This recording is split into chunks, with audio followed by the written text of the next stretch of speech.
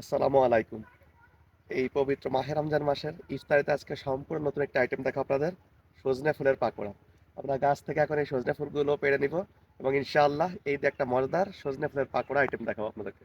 সজনে ফুলের পাকোড়া তৈরির জন্য সজনে গাছটাকে আমরা ঝাঁকি দিয়ে ফুলগুলোকে পেড়ে নিলাম। এখন আমরা সজনে ফুলগুলোকে খুঁটে নিচ্ছি। সজনে ফুল এমন একটা ফুল সারা রাত ধরে এই ফুলটা পড়ে থাকে এবং সকালবেলা উঠে গাছতলায় গেলে একদম বিছিয়ে থাকে, কিন্তু যেহেতু আমরা বেলা ওঠার পরে গেছিলাম তাই সজনে ফুলগুলো একটু নষ্ট হয়ে গেছিল। এজন্য আমরা গাছ থেকে ঝাঁকি দিয়ে টাটকা সজনে ফুলগুলোকে পেড়ে নিলাম। এখন সজনে ফুলের পাকোড়া তৈরি করার জন্য আমরা পেঁয়াজ, কাঁচামরিচ এবং আদা কুচি কুচি করে কেটে নিলাম। সজনে ফুলের পাকোড়া তৈরি করার জন্য সজনে ফুলটাকে আপনারা অবশ্যই বাসায় 2 থেকে 3 বার ভালো করে ধুয়ে নেবেন। আমরাও কিন্তু ধুয়ে নিছি। এরপরে আমরা পরিমাণ মতো লবণ, হলুদ, ঝালের গুঁড়া এবং কালো জিরা দিয়ে দিলাম। সজনে ফুলের পাকোড়াটা একটু মুচমুচে এবং স্পাইসি হওয়ার জন্য আমরা দিয়ে দিলাম এর ভিতরে চালের গুঁড়া এবং দিয়ে দিচ্ছি আমাদের বাড়িতে বানানো পরিমাণ মতো বেসনের গুঁড়া।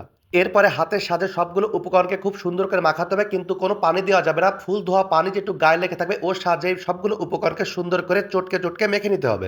আপনাকে জানিয়ে রাখি, সজনে ফুল হচ্ছে একটি প্রাকৃতিক ঔষধি গুণ সম্পন্ন ফুল। এতে প্রচুর পরিমাণে ভিটামিন আছে। তো আমরা সজনে ফুলের পাকোড়া তৈরি করার জন্য তেলটা গরম হয়ে গেছে এবং সবগুলো উপকরণ মাখানোর পরে আমরা এটাকে হাতের সাহায্যে দিয়ে দিচ্ছি। অবশ্যই আপনারা দেওয়ার সময় সাবধানে দিবেন, কারণ গরম তেল ছিটে হাতে লাগতে পারে। তো দেখতেই পাচ্ছেন আম্মু ঠিক কত সাবধানে এখানে দিচ্ছে। এইভাবে আপনারাও দিবেন। আপনারা যদি আগে সজনে ফুলের পাকোড়া না খেয়ে থাকেন তাহলে অবশ্যই এই রমজানে একবারের জন্য হলেও এই সজনে ফুলের পাকোড়াটা বাসায় ট্রাই করবেন।